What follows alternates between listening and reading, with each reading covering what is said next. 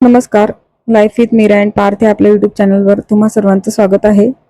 तर आजचा ब्लॉग आहे, संकष्टी चतुर्थी होती तर त्यासाठी संध्याकाळीचं जे स्वयंपाक वगैरेचं रुटीन आहे आणि माझं किचनचं क्लिनिंगचं रुटीन आहे तर ते शेअर करते. मी स्वयंपाक करताना बऱ्याचशा गोष्टींची काळजी घेते त्याच्यामुळे काय होतं, माझं कामही नंतर हलकं होतं. कारण सगळ्या गोष्टी नियोजन केलेल्या असतील किंवा क्लिनिंगचं जरी नियोजन असेल ना तरी पण आपलं काम जे आहे तर ते करायचा कंटाळाही येत नाही आणि वेळच्या वेळी जर सगळ्या गोष्टी झाल्या ना तर ते काम वाढतही नाही. तर मी सगळ्यात आधी तर कणिक मळून घेणार होते, तर त्याच्यासाठी मी फूड प्रोसेसरचाच वापर करते आता. तर जो पिठाचा डबा आहे ना त्याच्यामधलं सगळं पीठ आहे तर ते मी जेव्हा पण आणते ना तेव्हा ते सगळं चाळून ठेवते. त्यामुळे किती काही गडबड असेल ना तर आपल्याला पटकन ते पीठ घेऊन परत त्याची कणिक मळणं इझी जातं. आणि सकाळच्या घाईमध्ये तर ह्या गोष्टी बेसिक ज्या आहेत तर त्या तयार असतील तर पटकन आपलं आवरून होतं. त्यामुळे मी काही रोज रोज चाळत ते बसतच नाही, ते चाळून ठेवलेलं असते त्याच्यामध्ये. आणि त्याच्यामध्ये एक चमचाही ठेवलाय जेणेकरून मला जितक्या चपात्या करायच्या असतील ना तितके चमच्याने मी ते पीठ घेते आणि ते मेजरमेंट ऑलरेडी माझं केलेलं असतं. त्याच्यामुळे काय होतं की मला कणिक किती मळायची ते पण काउंटिंग करायला अवघड जात नाही. तर त्यासाठी मी त्याच्यामध्ये एक चमचाही ठेवलेला आहे. त्यामुळे किती सकाळी घाई असले ना तरी माझं कणिक मळायचं काम आहे ना ते अगदी पटकन होतं. कारण आपण असं करत बसलो ना ते पीठ चाळून घ्या, त्यानंतर ते आपल्याला किती हवंय त्यानुसार ते ठरवावं लागतं. मग मला काय ते नाही, मी चमच्याने फक्त मोजून घेते, मला जितक्या चपात्या करायच्या तितकीच कणिक. त्यामुळे ते इझी होऊन जातं. त्याच्यानंतर तांदूळ पण आहेत तर तेही निवडून ठेवलेले असतात. त्यामुळे ते किती घाई गडबड असेल तरी त्यातले तांदूळ घेणं आणि पटकन धुवून करणं हे सोपं जातं. मग त्यामुळे निवडलेल्या तांदळाचा डबाही असतो. कारण मी जे तांदूळ आहेत तर ते मी असे डीमार्ट मधून वगैरे नाही घेत, जे घरचे असतात गावाकडे मिळतात तर ते घेते. त्यामुळे मला ते साफ करावे लागतात. आणि इंडक्शनमुळे काय होतं, इंडक्शनमुळे एका बाजूला भातही होऊन जातो. दूध वगैरे गरम करायचं असेल तर तेही काम सोपं होऊन जातं.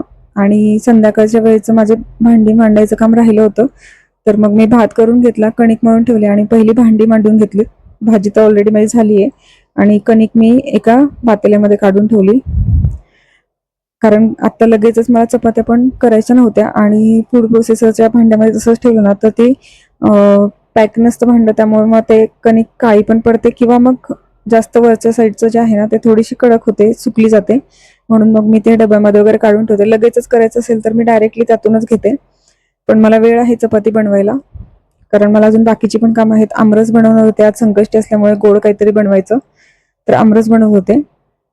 आणि बऱ्याच वेळा माझ्याकडे किचन जो नॅपकिन असतो ना त्याने मी नेहमी एक जरी काम झालं ना तरी ते लगेच क्लीन करत असते.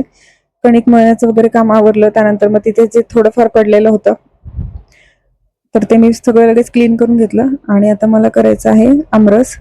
आणि आमरस करतानाही माझा बघू शकता तुम्ही खूप जास्त असं पसारा किंवा खूप जास्त असं खाली घाण नाही झालेली, कारण मी एका भांड्यामध्ये आंबे स्वच्छ धुवून घेतलेत, पाणी घेतलं त्यामध्ये आणि दुसरा एक तवा होता तर त्याच्यामध्ये मी सगळं त्याच्या साली वगैरे काढून घेणार आहे जेणेकरून पसाराही होणार नाहीये आणि कामही माझं तेवढं सोपं होईल. कारण आंबा चिरला ना की त्यातून ते रस वगैरे पडतो आणि ते सगळे साली असतात त्या जर आपण अशा खालीच टाकल्या ना तर ते पूर्ण किचन ओटा खराब होऊन जातो. त्यामुळे मी हे जरा थोडंसं भांडी जास्त लागतात पण आपलं कामही सोपं होतं.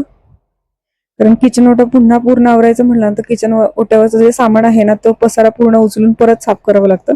त्यामुळे मग मी हे थोडंसं शॉर्टकट मध्येच काम करते. आणि माझं ते आमरस बनवून वगैरे झालं ना की नंतर हे सगळं थोडंसं क्लीन करून घेते. म्हणजे एकदा कपडा फिरवला ना की लगेच स्वच्छ होऊन जातं, कारण जास्त काही असं खराब झालेलंच नाहीये. त्यामुळे थोडंसं नीटनेटकं आणि व्यवस्थित आणि नियोजनपूर्वक काम असेल ना तर सोपं होतं. आणि बऱ्यापैकी वेळेला काय होतं, आपल्या घरामध्ये आपली मुलं असतात ना त्यांनाही काही सवय लावल्या असतील ना तर त्याही होतात. आता माझं जर एवढून झालं तरी मीराने लगेचच ते जे साली होते ना त्या ओल्या कचऱ्यामध्ये टाकून दिल्यात. आणि एक ओल्या कचऱ्यासाठी पण मी किचन ओट्यावर एक छोटासा डब्बा ठेवलाय डस्टबिन सारखा, आणि खाली पण एक मोठा, की भाजी वगैरे जर आणली असेल ना तर ते निवडलेला कचरा जास्त होता त्यामुळे मोठा डस्टबिन पण असतो. आणि जो सिंक मध्ये साठतो तो कचऱ्यासाठीचा एक छोटा डस्टबिन असतो. तर बघू शकता. आणि एक नॅपकिन हे टाकलेला असतो जेणेकरून काही भाज्या वगैरे चिरण्याचं वगैरे काही काम असेल ना तर ते त्याच्यावर होऊन जातं. आणि पोळपाट वगैरे आहे तर तो काढला आणि कपडा उचलला की खूप जास्त बघू शकता धुळही नाहीये, त्यामुळे साफ करणंही सोपं जातं ते पटकन. तर माझं सगळं आवरून झाले. त्याच्यानंतर मी भांडी वगैरे पण आवरून घेतली. स्वयंपाकाची ती पण काही भांडी होती तर ती सगळी आवरून घेतली आहे. आणि त्याच्यानंतर बघू शकता तुम्ही अजिबात जास्त असं पसारा किंवा खूप जास्त पीठ असं झालेलं नाहीये, त्यामुळे मग आता ते सोपं जाईल साफ करायला पण. आणि जे तेलाचं भांडं आहे जे रोज वापरते ते वापरून झालं की लगेचच एका नॅपकिनने स्वच्छ करून घेतलं ना तर ते सतत असं जास्त चिकट पण होत नाही, तेलकटही जास्त होत नाही, आणि जे रॅकमध्ये मी ठेवते ते रॅकही खराब होत नाही. आणि बऱ्यापैकी वेळेला या गॅसचा बर्नरचा जास्त वापर होतो, त्यामुळे ते बटनही बऱ्याच वेळेला खराब होतं. त्यामुळे तेही लगेचच क्लीन केलं ना की जो आपल्याला आठवड्याचं काही क्लिनिंग करायचं असेल ना तर ते करताना खूप त्रासदायक होत नाही, नाहीतर ते चिकट तसंच राहून जातं जर आपण व्यवस्थित नाही केलं तर. आणि त्यानंतर संध्याकाळचा आता जेवणासाठी टाइम आहे, त्याच्यामुळे म्हटलं जे माठ आहे पाण्याचा तर त्याचं हे रॅक मी ऑनलाईन मागवलं होतं. तर त्याचा पण मला खूप यूज होतो, कारण सगळे ग्लास जे आहेत तर ते त्याच्या तिथे खालच्या कप्प्यात बसून जातात. आणि जे माठ आहे त्याच्या खाली एक प्लास्टिकचं भांडं आहे, त्याच्यामध्ये त्याचं पाणी जे आहे तर ते साठतं, त्यामुळे ते ग्लासवरही पडत नाही. तर तेही स्वच्छ करायचं राहिलं होतं आज, तर तेही करून घेतलं. कारण त्यात पाणी साठलं ना तर ते पाणी पण वेळच्या वेळी साफ करावंच लागतं, काढून घ्यावं लागतं ते सगळं. तर असं माझं क्लिनिंगचं आणि स्वयंपाकाचं रुटीन असतं संध्याकाळचं, त्यामुळे कामही सोपं होतं.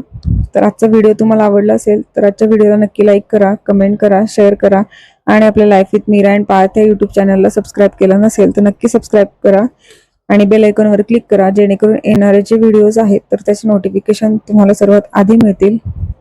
चला तर मग भेटूया पुन्हा एकदा अशाच एका नवीन व्हिडिओमध्ये. तोपर्यंत stay healthy, stay happy. Thank you so much. Thanks to watching my video. Bye bye.